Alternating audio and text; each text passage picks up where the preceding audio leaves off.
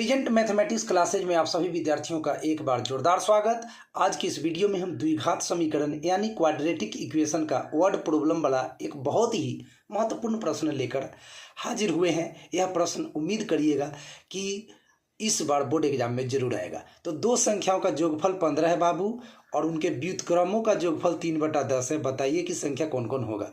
चलिए, तो बहुत ही आसान रहने वाला है प्रश्न। अंत तक वीडियो में बने रहिएगा और अच्छे से मैथ सीख पाएंगे आप लोग। सॉल्यूशन देख सकते हैं। हमें दो संख्या निकालना है, उनको जोड़ने पर 15 होता है। तो माना प्रथम संख्या x, बच्चों माना प्रथम संख्या x, प्रथम संख्या को हमने x मान लिया है। चलो, इसीलिए दूसरी संख्या क्या होगी बता सकते हैं तो बताइए। y नहीं मानना है। दूसरी संख्या 15 - x। कहिएगा सर ये कैसे हो गया, यहाँ योगफल दिया हुआ है तो आप तो माइनस दे दिए। देखो बच्चों, यहाँ समझो, मैं समझा देता हूँ। कहता है कि दो संख्याओं का योगफल 15 रहना चाहिए। तो पहला संख्या x, अब योगफल है तो प्लस का चिन्ह, और दूसरी संख्या 15 - x।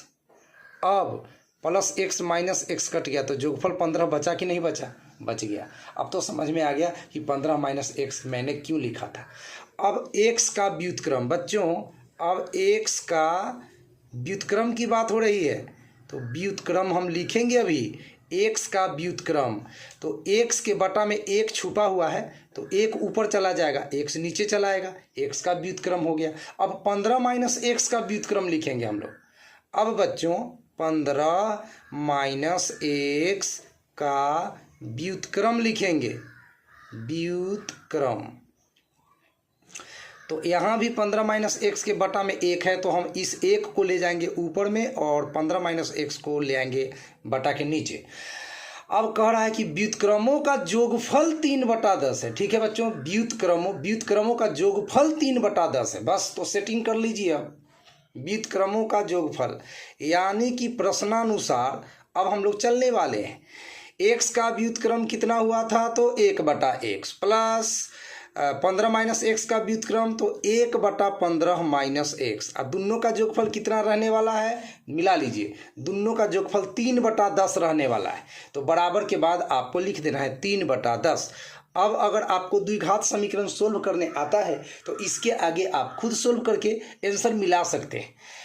चलिए भाई, तो पहले वीडियो को रोक दीजिए, अपने से सॉल्व कीजिए। अगर आपको अपने आप पर प्राउड फील हो रहा है कि भाई मैं सॉल्व कर सकता हूं, और होना भी चाहिए प्राउड फील, क्योंकि आप पढ़ाई करते हैं और बाद में आप अपने आंसर को मेरे वीडियो से प्ले कराकर मैच करा लीजिए। तो चलो भाई, x और 15 - x का लघुत्तम ले लीजिए। तो x गुना 15 - x हो गया है। अब x से x कट गया है तो 15 - x बच गया है। 15 - x से 1 में मल्टीप्लाई करेंगे तो 15 - x, प्लस का चिन्ह दीजिए यहाँ वाला।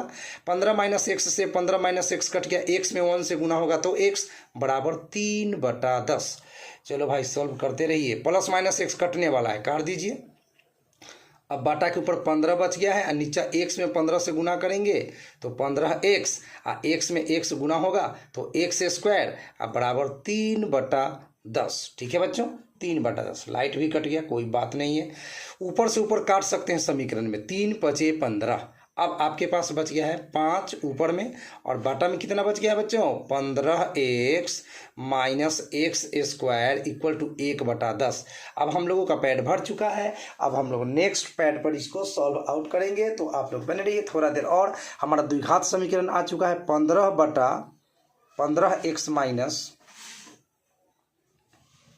5 हमारा द्विघात समीकरण आ चुका है बच्चों 5/15x - x²। 15x - x² and equal to में है आपका बच्चों, इक्वल टू में कितना है देख लीजिए, 1/10 है। ये रहा 1/10। तो बराबर के बाद आपको लिखना है 1/10। चलो बच्चों, यहाँ पे 1/10 लिख दो। तिरछा गुना करो भाई। 1 में 15x से तो 15x रहेगा, 1 में x स्क्वायर से तो x स्क्वायर रहेगा, और 5 कितना हो जाएगा बच्चों? 50। अब यहाँ पे 0 लिख दीजिए। -x स्क्वायर बराबर के बाद गया तो +x स्क्वायर, प्लस 15x बराबर के बाद गया तो -15x, और प्लस में 50 रहने वाला है। अब इसको गुणनखंड विधि से हल करते हैं, बड़ा आसान होता है। मध्य पद है ना -15x, मध्य पद है -15x। इसको दो पार्ट में जरा सोच समझ के ब्रेक करना होता है, तोड़ना होता है। तो देखिए हम क्या लिखते हैं -15x के चलते, ध्यान दीजिएगा।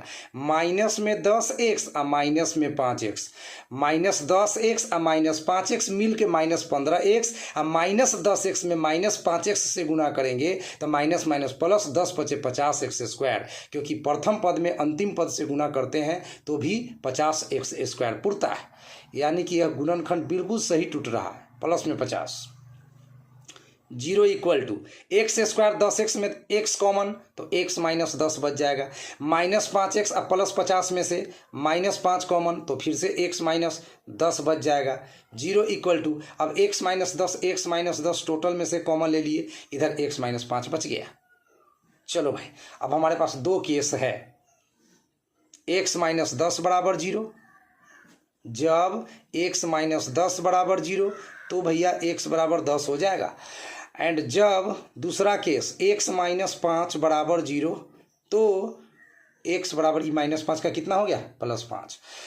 चलो भाई, अब आपने संख्या क्या माना था जरा देख लीजिए। आपने पहला संख्या x माना था, दूसरा 15 - x हो गया। वैल्यू बैठा दीजिए, दोनों केस में अलग अलग वैल्यू बैठा दीजिए। प्रथम संख्या x माना था कि नहीं माना था? बिल्कुल माना था। प्रथम संख्या आपने x माना था, और x कितना लाए हैं आप?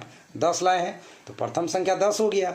अच्छा भाई, दूसरी संख्या आपने क्या माना था? बोलिए, दूसरी संख्या आपने क्या माना था? तो बेशक दूसरी संख्या आपने माना था बउआ, दूसरी संख्या आपने 15 - x माना था। 15 - x माना था, तो यहाँ पे लिखिए 15 - x, और x का वैल्यू जो आप यहाँ 10 ले रहे हैं वो बैठा दीजिए। तो 15 में से 10 घटेगा तो 5, तो यही आंसर हो गया, 10 तथा 5। ठीक है, 10 तथा 5, यही आपका आंसर हो गया। दूसरा केस से भी निकाल सकते हैं, इसमें x का मान 5 आया है तो इसमें प्रथम संख्या 5 हो जाएगा। प्रथम संख्या x माने थे तो x का वैल्यू आपका 5 आया है तो प्रथम संख्या 5 हो गया, इस हिसाब से चलिएगा तो। और दूसरी संख्या जो आपने माना था बउआ, वो था 15 - x, तो 15 - x का वैल्यू 5 आया है तो 5 बैठा दीजिए, और इस तरह से 15 में से 5 घट गया तो 10। हर हाल में वही बात होगा भाई, 10 तथा 5 बोलो, चाहे 5 तथा 10 बोलो, एक ही बात है।